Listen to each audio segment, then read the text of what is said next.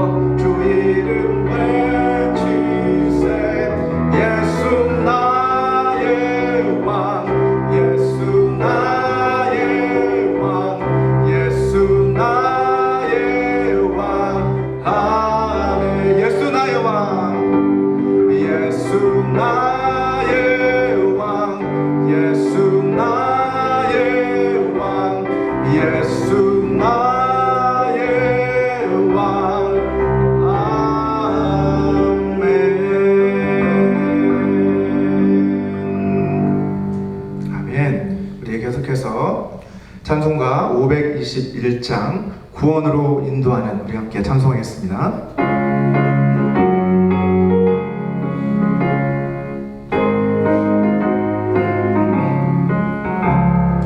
구원으로 인도하는 그 문은 참 좁으며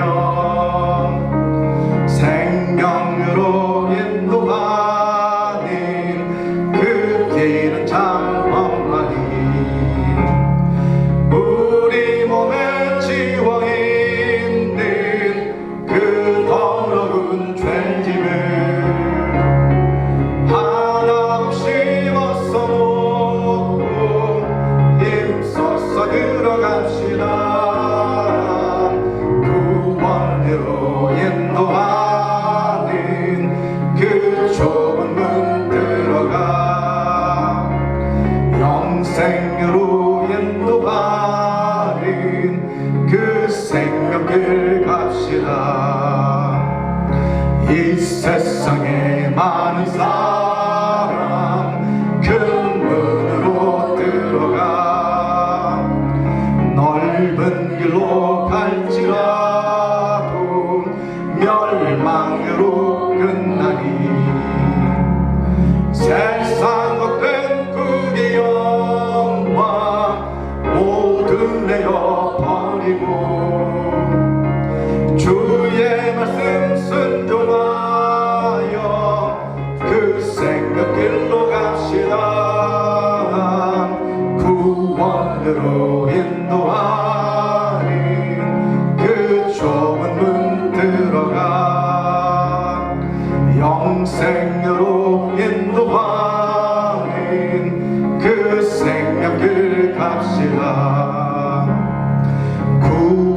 구원의 문 열렸으니 주의 공로 힘입어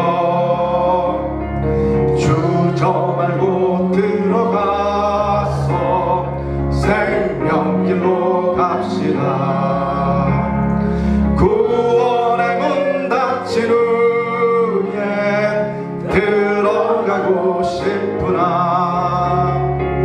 한번 닫힌 구원의 문 또 열려지지 않으리.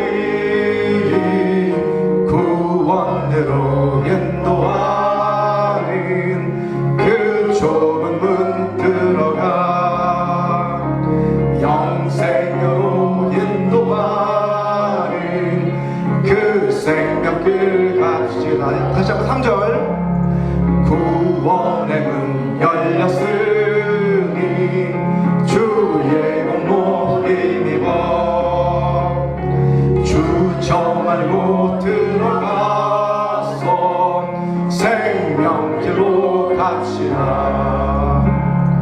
구원의 문 닫힌 후엔 들어가고 싶구나. 한 번 닫힌 구원의 문 또 열려지지 않으리. 구원으로 인도하는 그 좁은 문 들어가 영생으로 인도하는 그 생명길 갑시다. 구원으로 인도하는 그 좁은 문 들어가 영생으로 인도하는 그 생명길 갑시다. 아멘. 우리는 마지막으로 이런 교회 되게 하소서 우리 기도하는 마음으로 함께 찬양하겠습니다.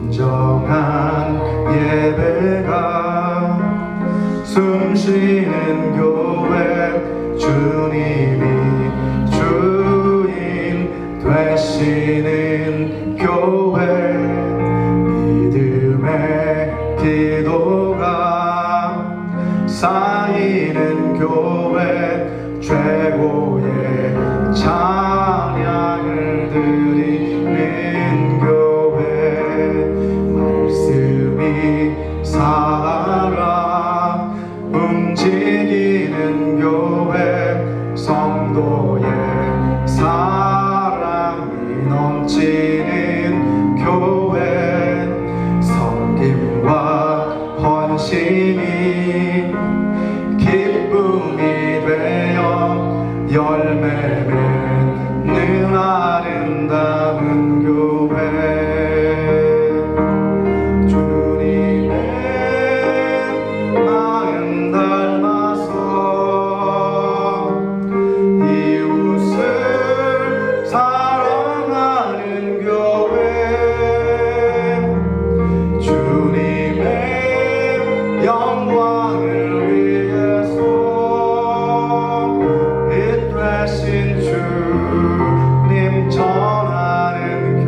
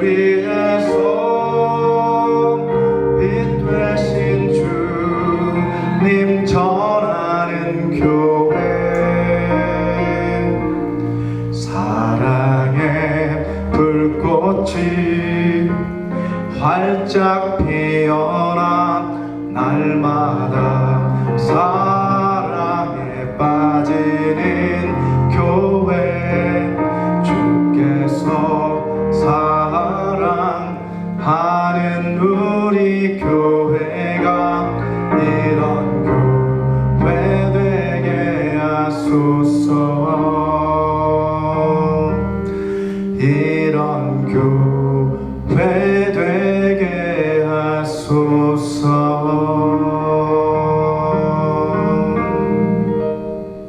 아멘. 이것이 우리의 기도가 되었으면 좋겠습니다. 우리 이 시간은 우리를 대표해서 이호정 장로님께서 기도해 주시겠습니다.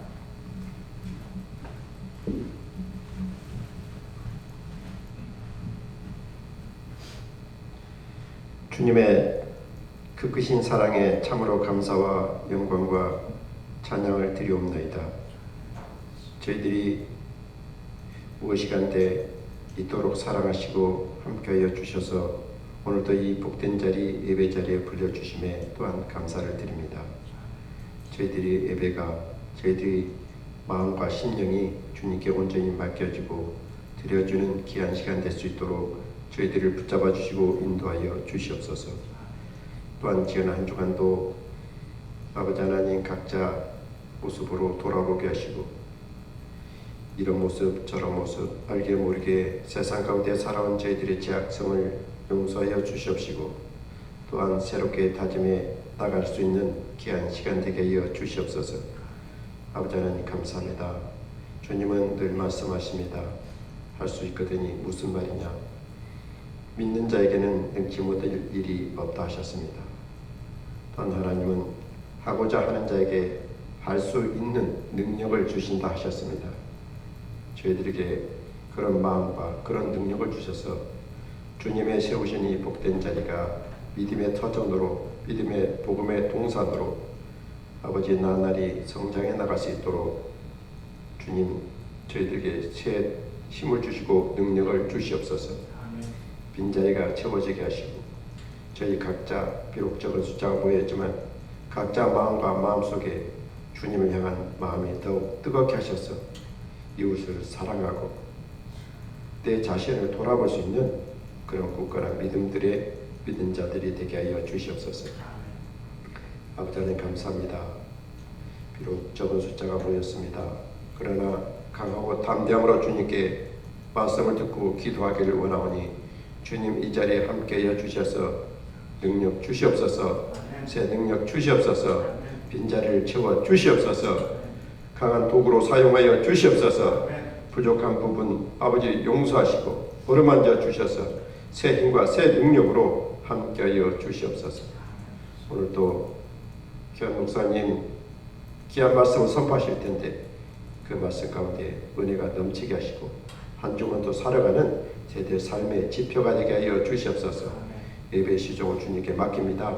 모든 걸 주장하시고 인도하여 주셔서 새 힘을 얻고 새 출발할 수 있는 귀한 시간 되게 하여 주시 믿사옵고 오늘도 저희들과 함께 하시는 우리 주 예수 그리스도 받들어 감사함으로 간절히 기도합니다. 아멘.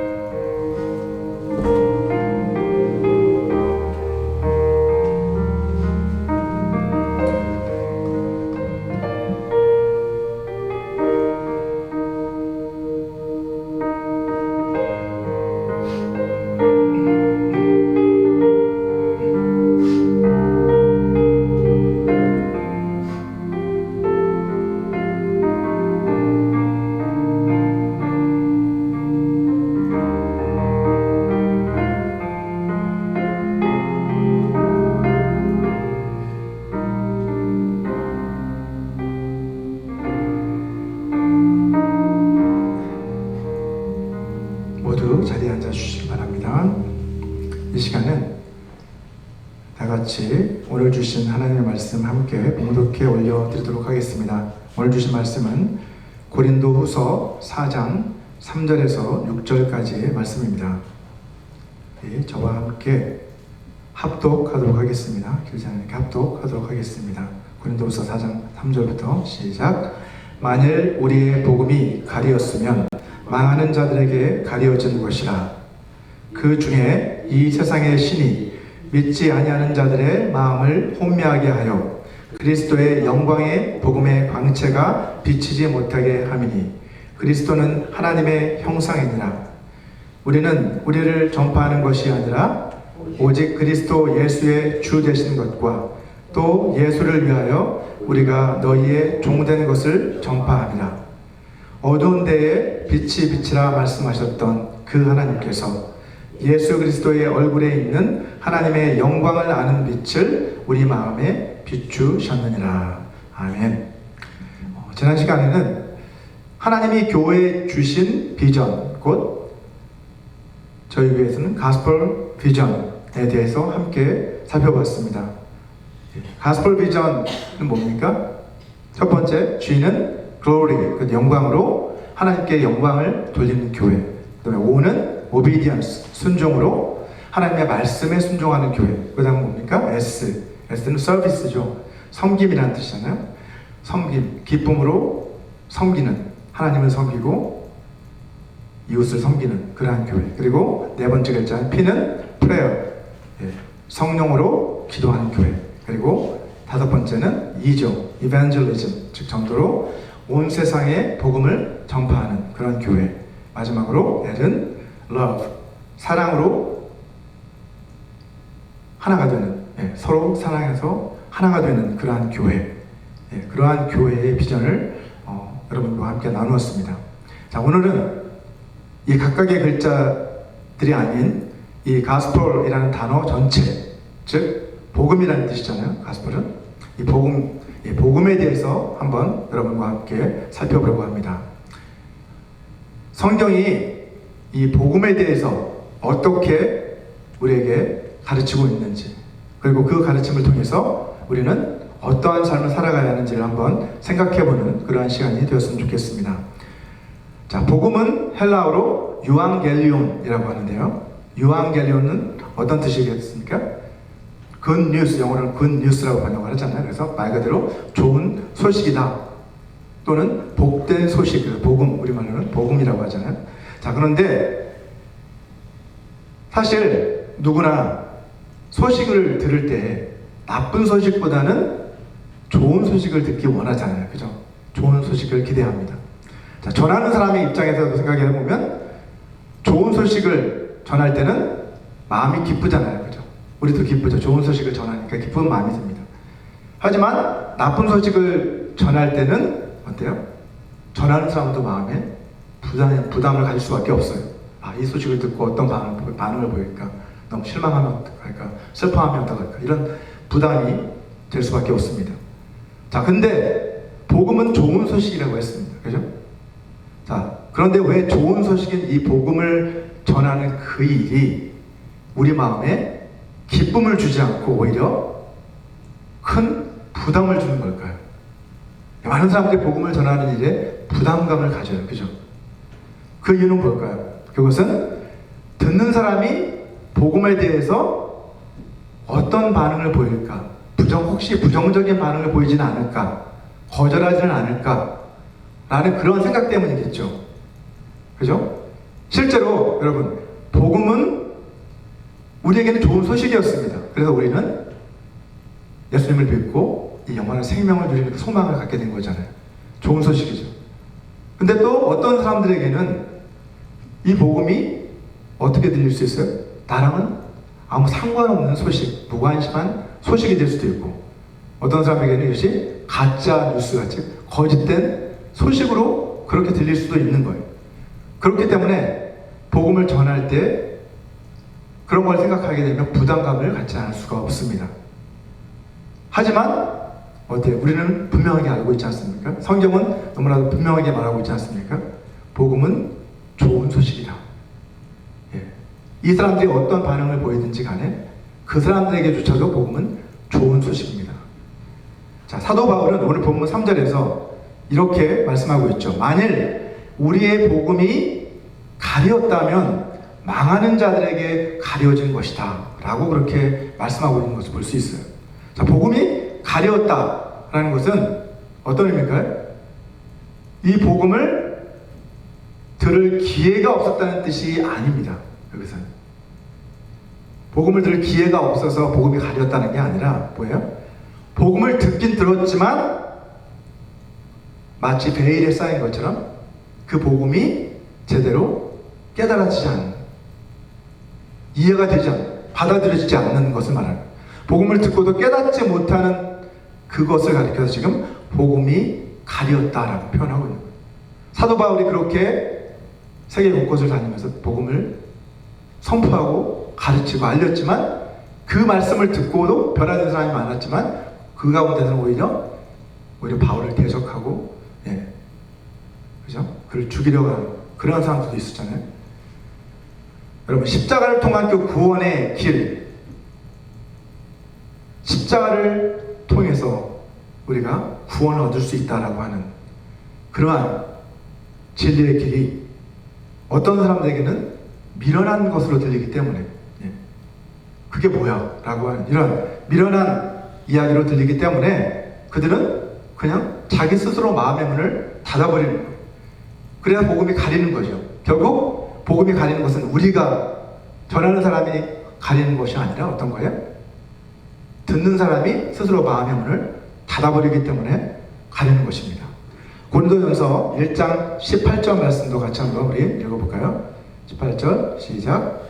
십자가의 도가 멸망하는 자들에게는 미련한 것이요 구원을 받는 우리에게는 하나님의 능력이라 라고 말씀합니다. 멸망하는 자들에게는 미련한 것처럼, 미련한 이야기처럼 들리기 때문에 마음의 문을 닫기 때문에 그들은 복음을 듣고 그것을 깨닫지 못한다는 거예요. 그래서 결국 멸망할 수밖에 없다는 거죠. 하지만 우리에게는 하나님의 능력이다. 결국 복음은 미련한 이야기 같지만 그것을 들은 또 그것을 듣고 알고 믿은 우리들에게는 뭐예요? 구원의 능력이 되는 것이죠. 자, 이처럼 복음은 좋은 소식입니다. 왜요? 우리를 구원하는 소식이기 때문이죠. 하지만 앞에서 우리가 이야기한 것처럼 이 좋은 소식이 어떤 사람은 나쁜 소식이 될 수도 있는 거예요. 그 사람이 느끼기에 또 결과적으로 성경이 그것을 이야기하고 있습니다. 요한복음 3장 18절을 같이 한번 읽어보도록 하겠습니다. 시작. 그를 믿는 자는 심판을 받지 아니하는 것이요 믿지 아니하는 자는 하나님의 독생자의 이름을 믿지 아니함으로 벌써 심판을 받은 것이니라.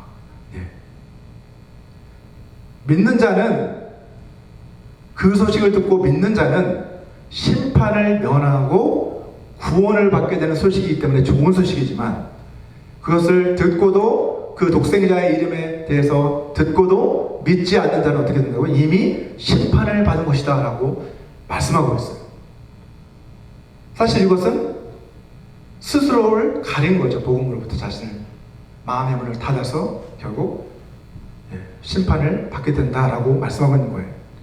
여러분, 사도 요한은 지금 그것을 이야기하고 있어요. 똑같은 복음을 듣고도 이렇게 믿는 사람이 있고 그것을 마음의 문을 닫고 믿지 않는 사람이 있다라고 말하고 있습니다. 자, 그 이유는 뭘까요? 왜 사람들이 이런 다른 반응을 보일까요? 본문 4절 말씀을 우리 세 번역으로 한번 이번에 같이 한번 읽어보도록 하겠습니다. 시작. 그들의 경우를 두고 말하면 이 세상의 신이 믿지 않는 자들의 마음을 어둡게 하여서 하나님의 형상이신 그리스도의 영광을 선포하는 복음의 빛을 보지 못하게 한 것입니다. 라고 이렇게 말씀하고 있어요. 자, 그들이 복음을 들었지만 그게 그들에게 가려지는 이유, 마음의 문을 닫고 관심을 갖지 않게 되는 그 배후에는 누가 있다는 거예요? 영적인 문제들이 있다는 거죠. 특히 세상의 신, 누굽니까? 세상의 신은, 세상의 이름은 마귀, 곧 사탄이죠. 이 사탄이라는 존재가 어떻게 해요? 믿지 않는 사람들의 마음을 어둡게 만든다 라고 얘기해요. 그들의 마음을 어둡게 한다는 거죠. 이 눈이 어둡게 되는 게 아니라 마음의 눈이겠죠. 이 마음을 어둡게 만들어서 결국 그 복음의 진리를 깨닫지 못하게 한다 라고 그렇게 말씀합니다. 마음이 어두워져서 결국 무엇을 보지 못하는 거예요? 하나님의 형상이신 그리스도의 그 영광을 선포하고 있는 그 복음의 빛을 거부하는 거예요. 닫아버리는 거예요.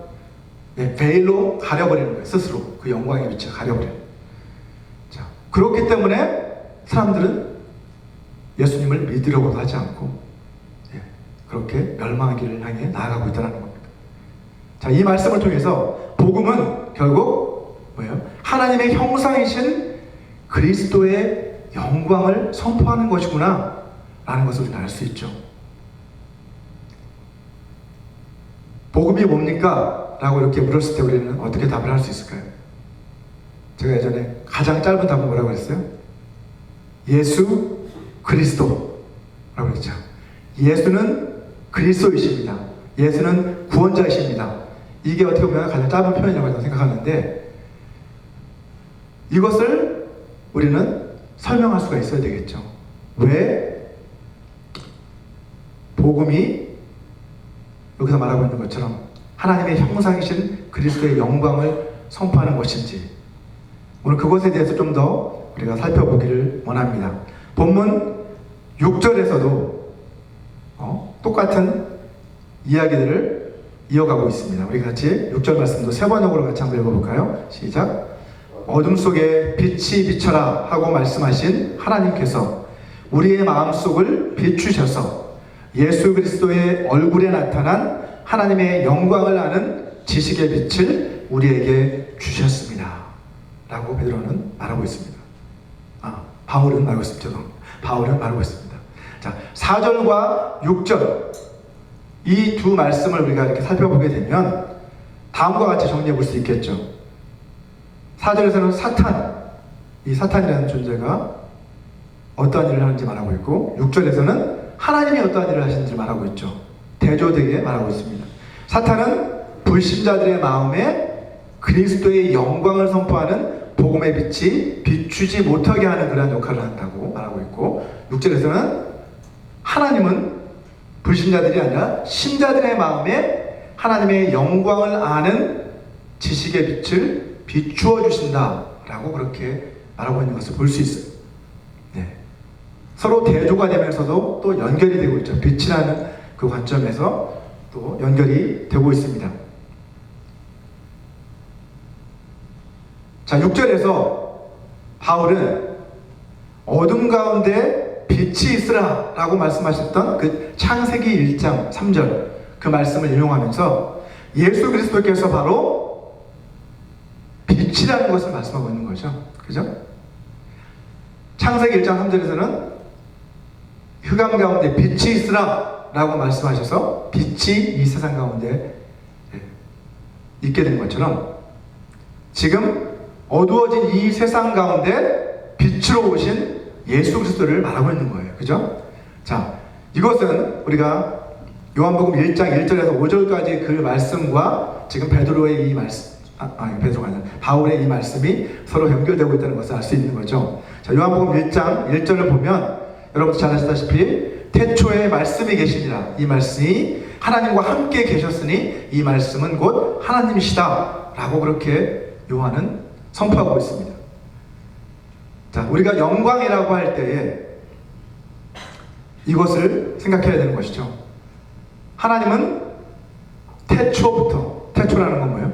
시간과 공간이 시작된 그 시점, 그 이전부터, 그 영원이죠. 영원 전. 그 영원 전부터 하나님께서는 이미 영광 가운데 계신 분이시다 라고 성경은 말씀하고 있잖아요. 그런데 그 영광에 하나님과 함께 계신 분이 계셨는데 그분이 누구라는 거예요? 말씀이시라는 거예요. 말씀은 뭡니까? 헬라어로 로고스라고 번역을 하잖아요. 로고스라고 하잖아요. 그 로고스는 뭡니까? 인격으로서의 말씀을 말하는 거죠. 삼위 하나님의 한 분으로서 성자 하나님을 가리켜서 사실은 로고스, 선지하신 성자 하나님 그리스도를 가리켜 로고스라는 표현으로 지금 사도 요한은 표현을 하고 있는 겁니다. 이 만물이 존재하기 그 이전에 하나님과 함께 계셨던 그 말씀, 그분이 바로 그리스도이시라는 거죠. 자, 2절과 3절 말씀을 계속해서 보면 그가 태초에 하나님과 함께 계셨고 만물이 그로 말미암아 지은 바 되었으니 지은 것이 하나도 그가 없이는 된 것이 없느니라 라고 말씀합니다. 그러니까 하나님과 함께 계셨던 말씀, 곧 그 하나님, 말씀이 곧 하나님이시라고 그랬잖아요. 그 하나님께서 만물을 창조하신 조물주이시다라고 요한은 선포하는 거예요. 자, 하나님과 함께 계셨을 뿐만 아니라 예수 그리스도께서는 이미 영원전에 하나님과 함께 계셨는데 그분이 만물을 창조하셨다라고 말하는 것이죠. 계속해서 4절과 5절 말씀을 우리 같이 한번 읽어보겠습니다. 시작. 그 안에 생명이 있었으니 이 생명은 사람들의 빛이라. 빛이 어둠에 비치되 어둠이 깨닫지 못하더라. 자, 요한은 생명의 빛이 되시는 그리스도께서 이 어두운 세상, 이 어둠 가운데 비쳤다라고 말씀하고 있습니다. 자, 이 어둠 가운데 빛이 되어 오셨다라는 거죠. 그러나 어둠이 그것을 깨닫지 못하더라 라고 말씀합니다. 말씀이 육신이 되어 우리 가운데 그 영광의 하나님께서 우리 가운데 육신을 입고 오셨지만 세상은 어둠 가운데 놓여있어 흑암 가운데 있던 이 세상은 그것을 깨닫지 못하였다라고 말씀하는 것이죠. 자, 다시 한번 이제 본문으로 돌아가 보겠습니다. 우리 고린도후서 4장 6절, 4절과 6절 말씀을 가보면 여기서 우리는 또 한 가지 주목할 만한 점을 또 발견하게 됩니다. 4절에서는 하나님의 형상이신 그리스도의 영광을 선포하는 복음의 빛이라고 이렇게 이야기한 반면에 6절에서는 그리스도의 얼굴에 나타난 하나님의 영광을 아는 지식의 빛이다 라고 이렇게 표현하고 있다는 점이죠. 이 두 가지를 잘 살펴보게 되면 서로 연결이 되어 있죠. 둘 다 빛에 대해서 이야기를 하고 있고 그 빛은 누구를 통한 빛일까요? 그리스도. 그죠? 첫 번째는 하나님의 형상이신 그리스도의 영광을 선포하는 빛이고 두 번째는 그리스도의 얼굴에 나타난 하나님의 영광을 아는 지식의 빛이다 라고 이렇게 이야기를 하고 있어요.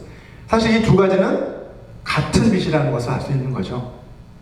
아까 우리가 얘기했던 것처럼 좋은 소식이라고 했지만 이 복음에 관한 이 소식이 전하고 있는 그 메시지가 바로 이것이라는 거죠. 하나님의 형상이신 그리스도의 영광을 선포하는 것, 그것이 복음의 메시지라는 거예요. 또 하나님의 영광에 대해서 아는 그 지식, 그 지식은 뭡니까? 그리스도께서 우리에게 가르쳐 주신 하나님에 관한 지식들, 그 진리의 말씀을 말하는 거죠. 그것이 바로 복음이라는 거죠. 자, 그렇다면 하나님의 형상이신 그리스도의 영광, 하나님의 형상이신 그리스도의 영광은 무엇을 말하는 걸까요, 여러분? 사도 바울은 골로새서 1장 15절에서 이렇게 말씀합니다. 그는 보이지 아니하는 하나님의 형상이시오 모든 피조물보다 먼저 나신 이시다 라고 말씀하고 있습니다. 예수 그리스도는 하나님의 형상이신데 그 형상이라는 의미는 뭐예요? 보이지 않는 하나님을 나타내 주신 분이라는 거죠. 그리스도는 아무도 하나님을 본 사람이 없어요. 그죠? 볼 수 없어요. 하나님은 영이시기 때문에.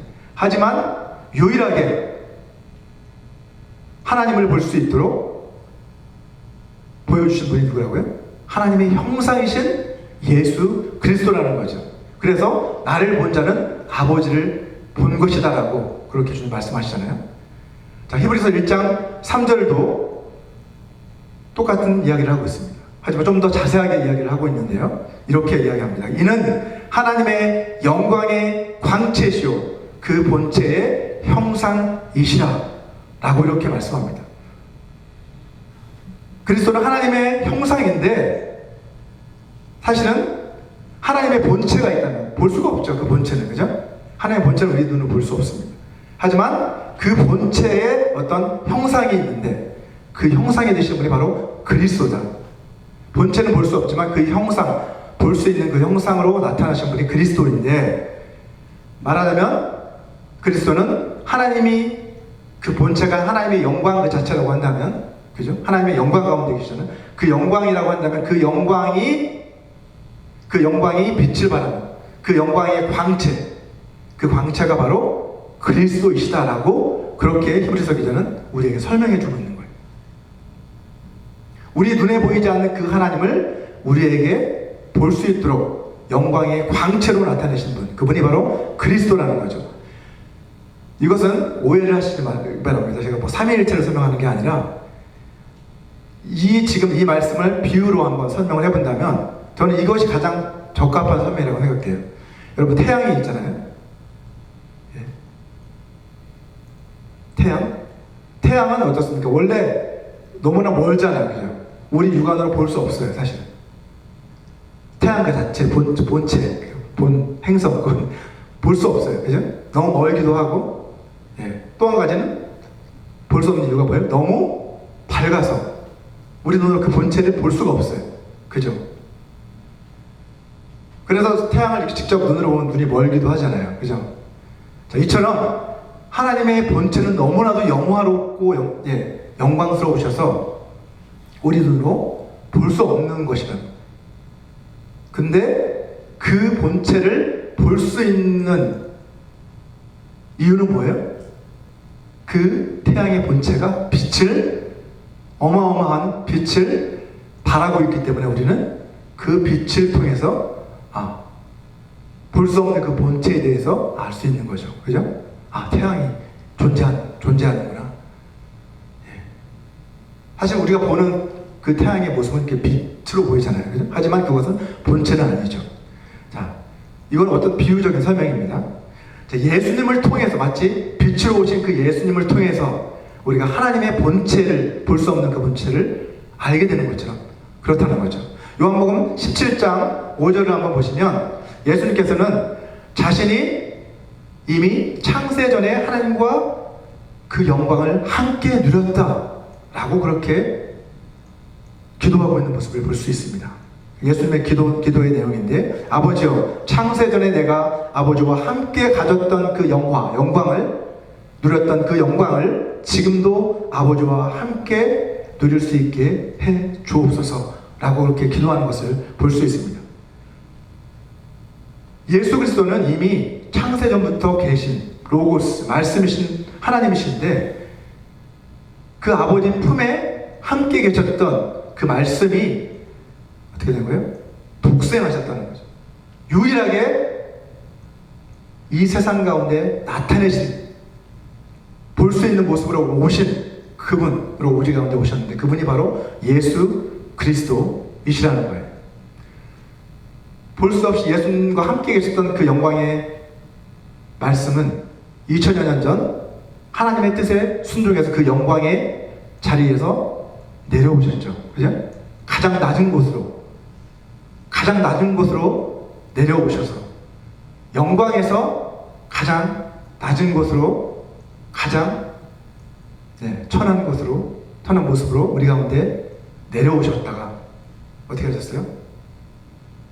다시 십자가에 죽으시고 부활 승천하심으로 말미암아 하나님 보좌 우편에 오르셨느니라 라고 성경은 말씀합니다. 다시 영광에서 우리 가운데 오셨다가 다시 영광으로 올라가셨다는 거예요. 이것이 사실은 영광의 복음이 말하고 있는 메시지입니다. 하나님은 영화로우신 분이신데 그 영화로우신 그 하나님의 영광을 우리에게 볼 수 있도록 자신을 낮추신 분이 예수 그리스도이시고, 그 하나님의 영광을 가장 우리 가운데 분명하게 보여주신 분이 바로 예수 그리스도이시라는 거예요. 무엇을 통해? 십자가의 죽으심과 은혜를 통해서 우리에게 그 영광을 보여주시고 또 부활을 통해 이제 비로소 다시 영광 받으셨다는 거죠. 모든 이름에 뛰어난 그 이름, 모든 사람들이 예수 그리스도 앞에 무릎 꿇게 될 그것으로 인하여 다시 하나님은 아들을 영화롭게 할 것입니다. 자, 요한복음 1장 14절을 보면, 그래서 말씀이 육신이 되어 우리 가운데 거하시네 우리가 그의 영광을 보니 아버지의 독생자의 영광이요 은혜와 진리가 충만하더라 라고 그렇게 말씀하는 거예요. 말씀이셨던 그 하나님께서 우리 가운데 나타내 보여주셨는데 무엇을? 하나님의 영광을 우리에게 보여주시는 분으로 오셨다는 거예요. 근데 그 영광은 뭐예요? 아버지의 독생자의 영광이라는 거죠. 여기서 우리가 주목해야 될 것은 뭐예요? 은혜와 진리가 충만했다는 거죠. 우리가 생각하는 영광은 뭡니까? 우리가 생각하는 영광이라는 건 주로 빛으로 우리 생각을 할 수밖에 없잖아요. 우리의 한계가 있어서. 하지만 우리가 생각하는 이런 눈에 보이는 빛이 아니라 이 빛은 진리의 빛을 말하는 거죠. 은혜와 진리의 충만한 빛, 영적인 빛을 말하는 거죠. 그 빛을 우리 가운데 비추어 주심으로 우리의 영적인 눈이 열리고 이제 하나님을 알게 해주시는 그 일을 주님께서 하신다는 거예요. 요한복음 17장 24절에서도 예수님은 이렇게 말씀합니다. 아버지께서 창세 전부터 나를 사랑하심으로 내게 주신 나의 영광을 그들로 보게 하기를 원하옵나이다. 영광의 하나님께서는 하나님은 사랑이시잖아요. 삼위 하나님은 성부, 성자, 성령 하나님은 사랑으로 하나가 되시는 분이죠. 근데 그 하나님께서 이 성자 하나님에 대한 계획을 세우셨는데 어떤 계획이에요?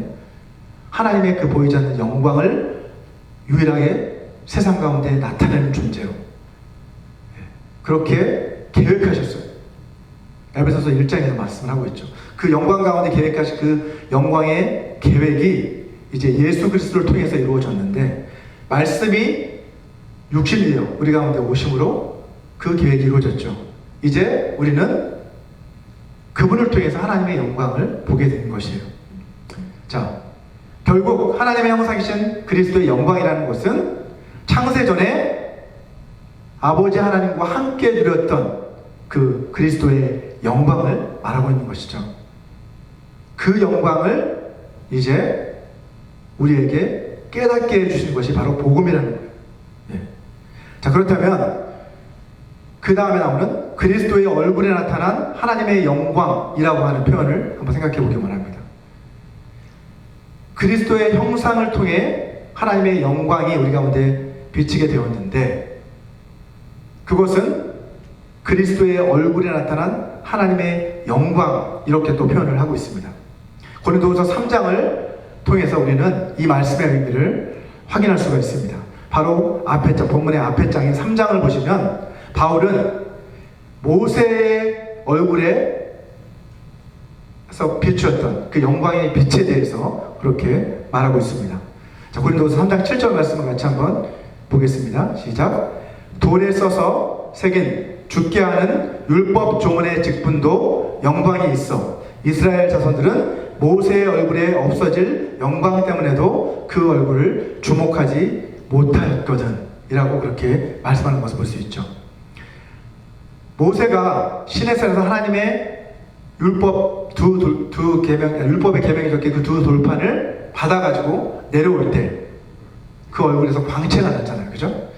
그것을 본 이스라엘 자손들은 어떤 반응을 보였습니까? 두려움에 떨었어요. 그 영광을 보고 환호하거나 그렇게 한 것이 아니라 기뻐한 것이 아니라 오히려 두려움에 떨었다라고 성경은 말합니다. 그래서 결국 모세는 어떤 조치를 해요? 어쩔 수 없이 수건을 그 베일을 그 얼굴에 가렸다라고 지금 이야기하고 있습니다. 자, 16절과 17절을 보면 이렇게 말씀합니다. 그러나 언제든지 주께로 돌아가면 그 수건이 벗겨지리라. 베일이 벗겨지리라. 주는 영이시니 주의 영이 계신 곳에는 자유가 있느니라 라고 바울은 이야기합니다. 이전에 율법 가운데 두려움에 사로잡혀 있었던 그들은 어때요?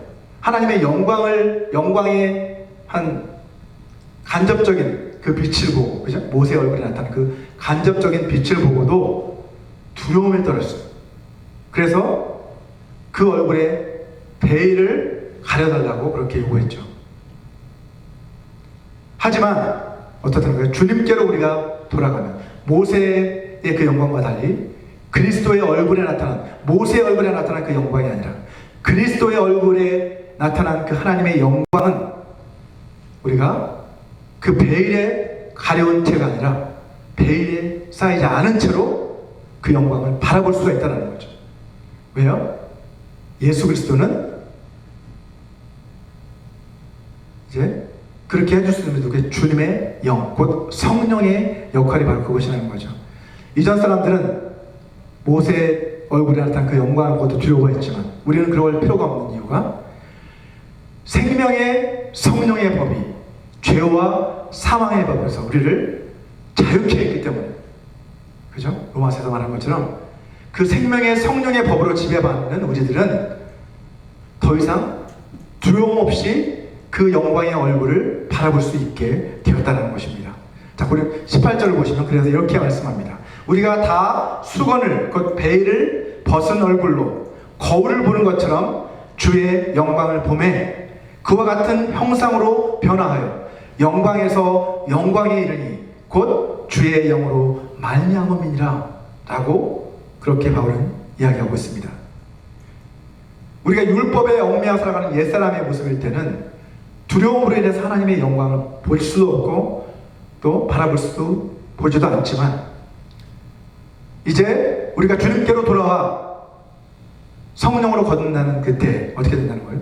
생명의 성령의 법에 이끌려 우리는 살아가게 되고 그 안에서 우리는 참 자유와 담대함을 가지고 이제 그리스도의 얼굴에 나타난 그 하나님의 영광을 바라보며 살아갈 수 있게 된다는 거예요. 근데 아까도 말씀드렸지만 그 그리스도의 얼굴에 나타난 그 영광은 뭐예요? 두려움이 아니라 은혜와 진리가 충만하더라 라고 말씀하고 있는 것처럼 그 영광은 우리를 구원하시는 그 하나님의 놀라운 비밀, 구원의 비밀이 담긴 소식이고, 그죠? 하나님의 그 진리가 담긴 그러한 소식입니다. 자, 말씀이 육신되어 우리 가운데 거하심에 우리가 그의 영광을 보니 아버지의 독생자의 영광이요 은혜와 진리가 충만하더라 라고 성경은 말씀합니다. 그 빛은 예수 그리스도를 통해 보여주신 그 빛은 우리 눈에 보이는 빛이 아니라 영적인 빛이라는 거죠. 그 빛은 은혜와 진리의 빛이라는 것입니다. 예수 그리스도의 얼굴에 나타난 그 빛은 하나님을 우리가 볼 수 있도록 하나님이 어떤 분이신지 알 수 있도록 깨닫게 해주는 진리의 빛이시고 진리로 인도하시는 빛이시고 하나님의 구원의 그 놀라운 계획을 깨닫게 해주는 그런 은혜의 빛으로 우리 가운데 비추고 계시다는 거예요. 그것이 바로 복음이라는 거죠. 그 복음을 우리 가운데 비추어 주셨기 때문에, 복음의 빛을 우리 가운데 비추어 주셨기 때문에 우리는 하나님의 그 영광을 보고 하나님을 믿고 그분을 섬길 수 있는 하나님의 자녀가 되었다는 것입니다. 여러분, 전에도 말씀드렸지만 적외선이나 자외선을 보려면 어떤 장치가 필요하잖아요. 우리 눈으로는 볼 수 없잖아요. 그죠? 이처럼 하나님의 영광의 빛은 우리 눈으로 볼 수 없다는 거예요. 오직 무엇으로 볼 수 있다는 거예요? 하나님의 영광의 빛은 이 은혜와 진리를 통해서만, 이 말씀을 통해서만, 구원의 복음을 통해서만 우리는 하나님의 영광의 빛을 볼 수 있다는 것이죠. 다시 고린도후서 3장 18절에 보면 이 그리스도의 영광을 본 자들은 그리스도의 형상으로 변화되어 그와 같은 형상으로 변화되어야 한다라고 고린도후서 3장 18절은 말씀하고 있습니다. 바울 자신이 이 말씀하고 있는 이유는 그 자신이 어때요? 다메섹으로 가는 그 도상에서 주님을 만났죠. 그 놀라운 빛을 그가 보았어요. 이 경험을 반영해서 바울은 지금 이것과 모세의 얼굴에 나타난 그 빛과 자신이 본 그 주님 그리스도의 영광의 그 빛을 같이 오버랩하면서 지금 그렇게 고백하고 있는 거예요.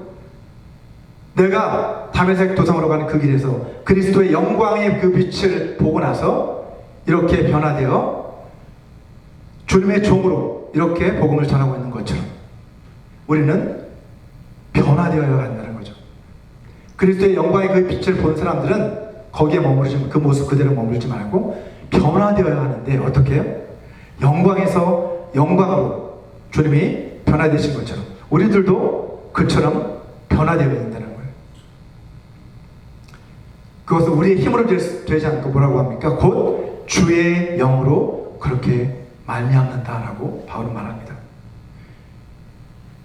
이것은 우리가 예수 그리스도를 만나서 그 영광의 빛을 보고 예수 그리스도를 만나고 거듭나는 그 놀라운 영적인 체험에서 시작돼서 멈추지 말고 계속해서 어떻게 해야 된다는 변화의 과정을 예수 그리스도의 충만한 모습 분량까지 자라나는 그 성화의 과정에 대해서 지금 이야기하고 있는 거예요.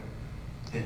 그렇게 우리는 주님을 닮아가는 그러한 영광스러운 모습으로 주님의 형상까지 변화되어가는 그러한 사람들이 되어야 한다는 것입니다.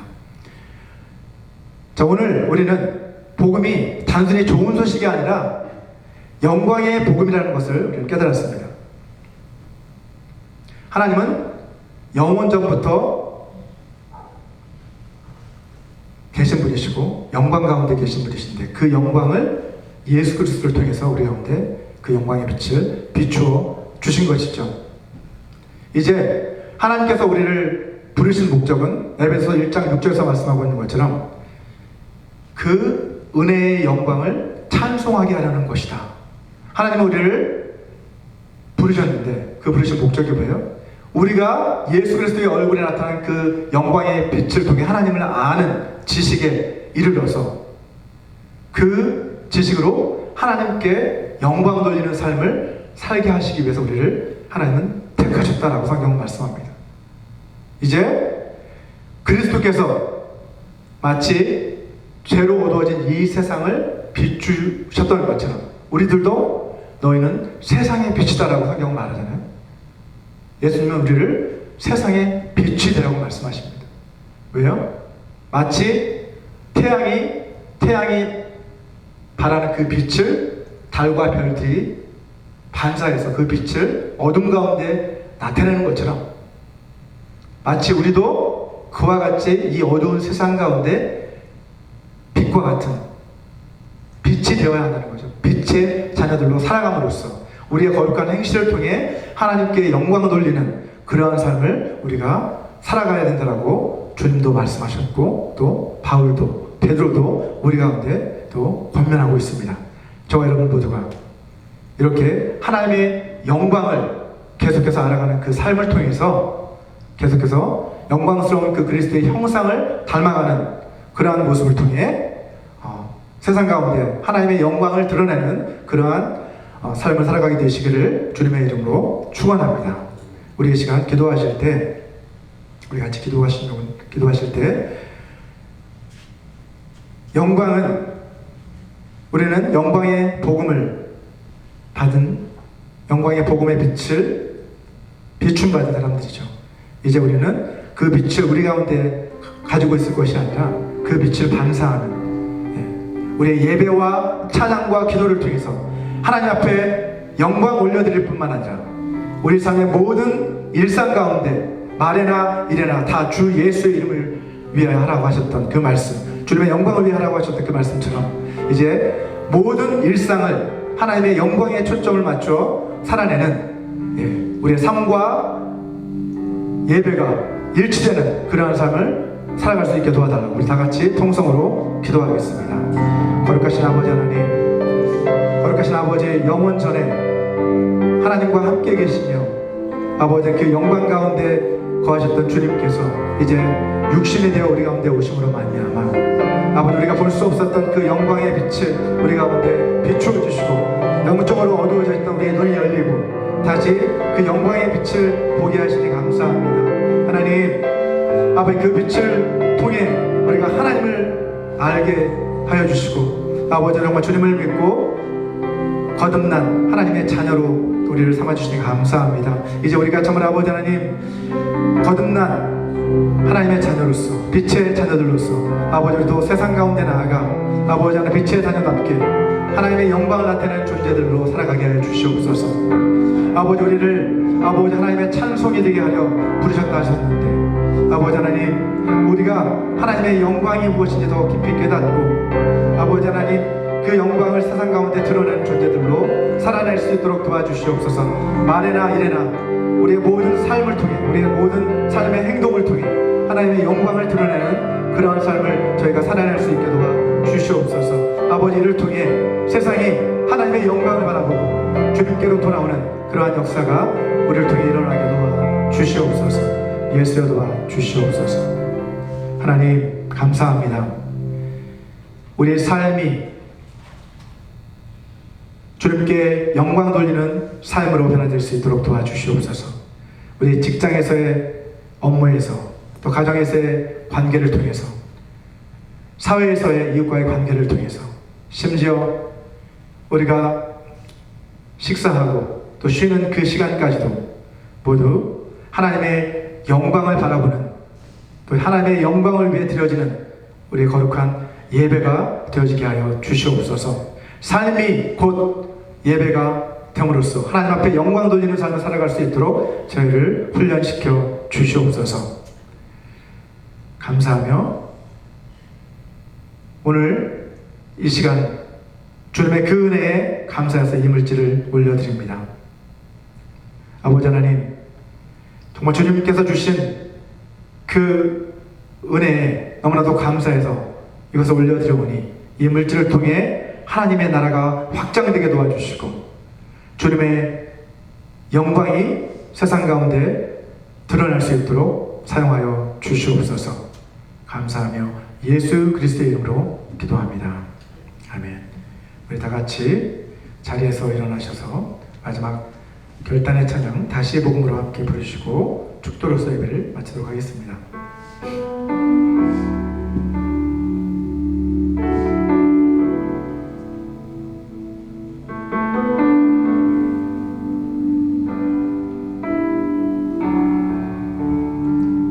하나님 독생자 예수 그리스도 그분만이 오직 길과 진리 생명이라.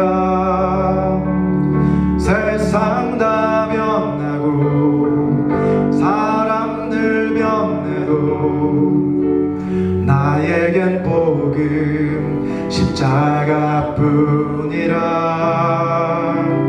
하나님 독생자 예수 그리스도 그분만이 나의 길과 진리 생명이라. 세상이 비웃고 사람들 떠나도 나에겐 복음 십자가뿐이라. 다시 복음으로 다시 십자가로 다시 하나님께로 나아갑니다. 오직 복음만이 오직 십자가만이 오직 하나님만이 나의 전부입니다. 다시 복음으로 다시 십자가로 다시 하나님께로 나아갑니다. 오직 복음만이 오직 십자가만이 오직 하나님만이 나의 전부입니다.